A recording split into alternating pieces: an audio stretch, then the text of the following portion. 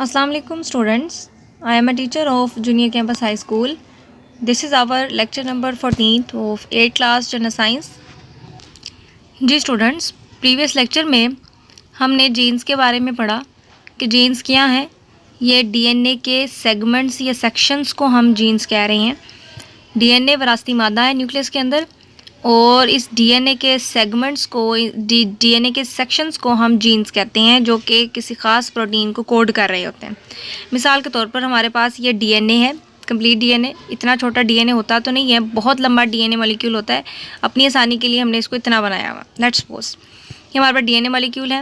मिसाल के तौर पर इतना जो इसका सेक्शन है, इतना सेक्शन जो डीएनए का है, वो एक ख़ास किस्म की प्रोटीन बना रहा है या ख़ास किस्म की प्रोटीन के लिए इंस्ट्रक्शन दे रहा है।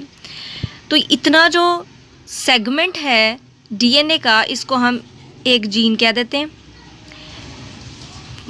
नेक्स्ट जो इसका सेगमेंट स्टार्ट हो रहा है वो किसी और प्रोटीन मॉलिक्यूल को कोड कर रहा है, किसी और मॉलिक्यूल की तैयारी के लिए एक इंस्ट्रक्शन दे रहा है, या हम ये कह सकते हैं कि किसी और प्रोटीन की फॉर्मेशन के लिए हदायत इस सेगमेंट के पास मौजूद है।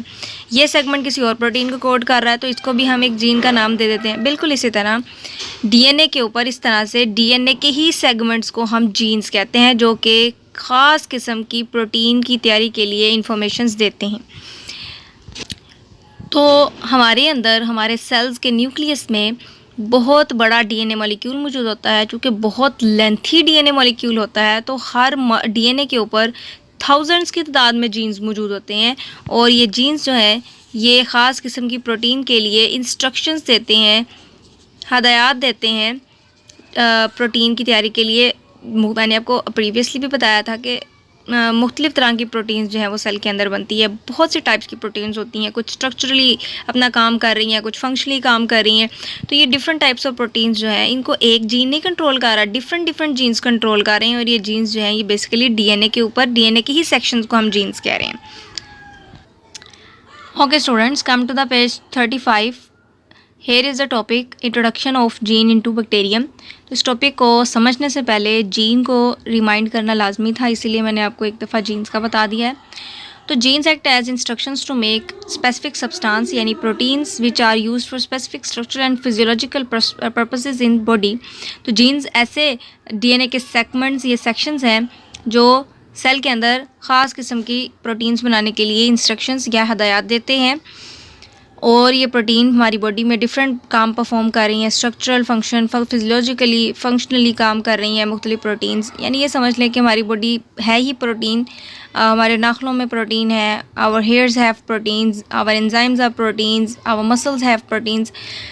Genetic engineering is an advanced technique in biotechnology in which scientists select and isolate the useful gene from one organism.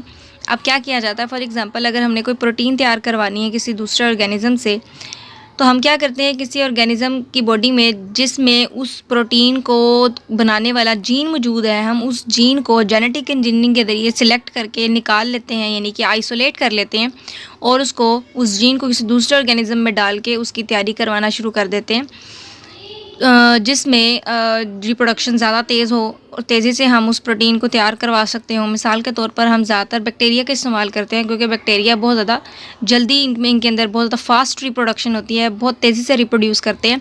तो हम क्या करते हैं, जिस ऑर्गेनिज्म के सेल में उस प्रोटीन का जीन मौजूद है, हम उस जीन को निकाल लेते हैं, आइसोलेट कर लेते हैं जेनेटिक इंजीनियरिंग के ज़रिए, और फिर हम उसको बैक्टीरिया के अंदर इंसर्ट करके डालकर उस ऑर्गेनिज्म यानी बैक्टीरिया से हम अपनी प्रोटीन तैयार करवाते हैं।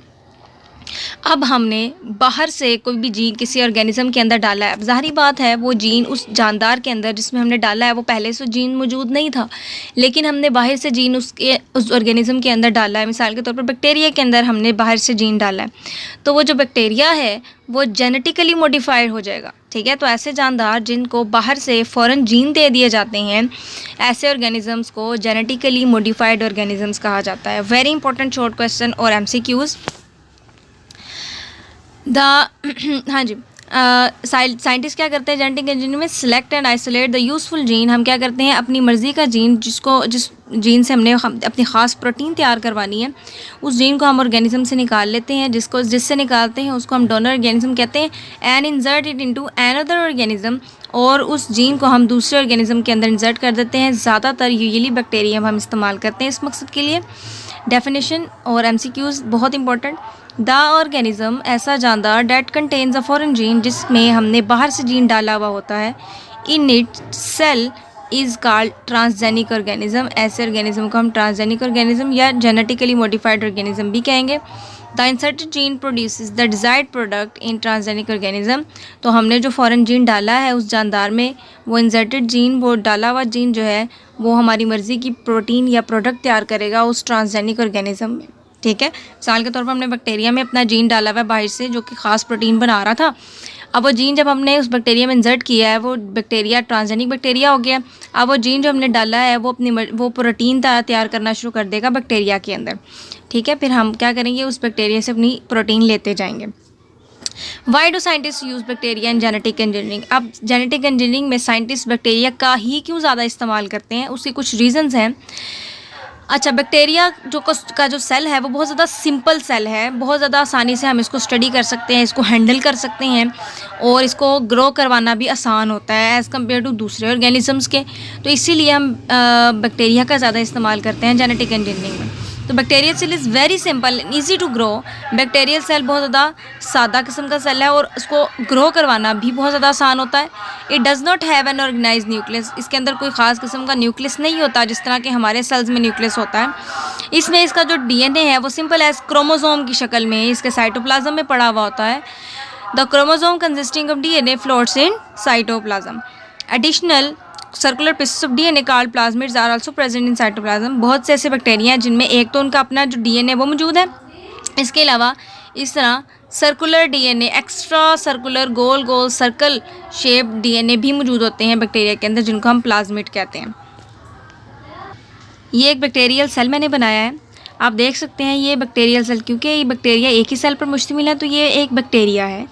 अब ये बैक्टीरिया देखिए कितना सिंपल है और इसको ग्रो करना, चूँकि एक सेल है तो आसानी से ग्रो करवाया जा सकता है। अब ये इसका DNA यानी क्रोमोसोम उसके साइटोप्लाज्म में पड़ा हुआ है।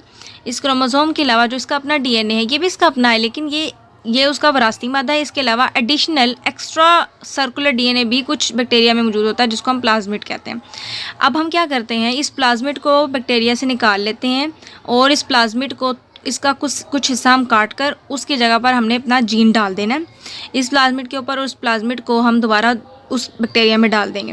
क्योंकि प्लाज्मिड को निकालना, इसको काट के इसके ऊपर जीन लगाना आसान होता है, इसीलिए हम बैक्टीरिया को इस्तेमाल करते हैं। अब जब हम प्लाज्मिड डालेंगे जिसके ऊपर हमने अपना जीन डाला हुआ है, वो जैसे जैसे बैक्टीरिया रेप्लिकेट करते जाएंगे, बैक्टीरिया अपनी तादाद बढ़ाते जाएंगे, उसके साथ साथ हमारा जीन जो है जो इस प्लाज्मिड पे लगा हुआ होगा वो भी साथ साथ रेप्लिकेट करता जाएगा। चूँकि बैक्टीरिया बहुत जल्दी फास्ट ग्रो करते हैं, इसीलिए हमारी प्रोडक्ट ज़्यादा से ज़्यादा हमारे पास आके बनती जाएगी और हम उसको हासिल करते जाएंगे। Plasmids can be easily isolated from bacterial cell. Plasmids जो है जो बैक्टीरिया में एक्स्ट्रा क्रोमोसोमल DNA है, इनको हम बैक्टीरिया से आसानी से निकाल सकते हैं। And a gene can be attach with it, और हम इस प्लाज्मिड के साथ अपना जीन लगा सकते हैं। Plasmid can carry the attached foreign gene into the bacteria. फिर इस प्लाज्मिड को हम क्या करेंगे, बैक्टीरिया में डाल देंगे। In this way plasmid act as a carrier of foreign gene. तो प्लाज्मिड जो है बैक्टीरिया का ही प्लाज्मिड हम लेके उसके ऊपर जीन लगाएंगे और उसकी मदद से हम उस बैक्टीरिया के अंदर उस जीन को डाल देंगे। तो जो प्लाज्मिड है वो इस जीन के लिए जो हम डालना चाह रहे हैं बैक्टीरिया के अंदर, वो उसके लिए कैरियर का भी काम करेगा।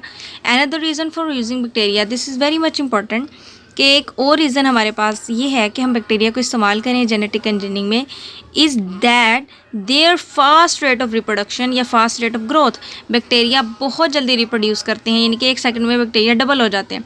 तो जारी बात है जैसे जैसे बैक्टीरिया रिप्रोड्यूस करते जाएंगे उसके अंदर जो हमारा जीन है वो भी काम करता जाएगा और प्रोटीन बनाता जाएगा।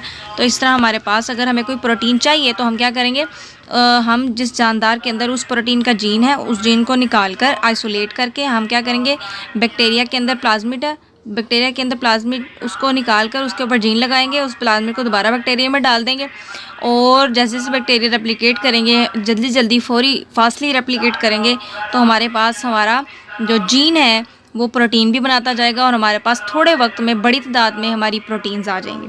तो this is the reason why scientist use bacteria in genetic engineering.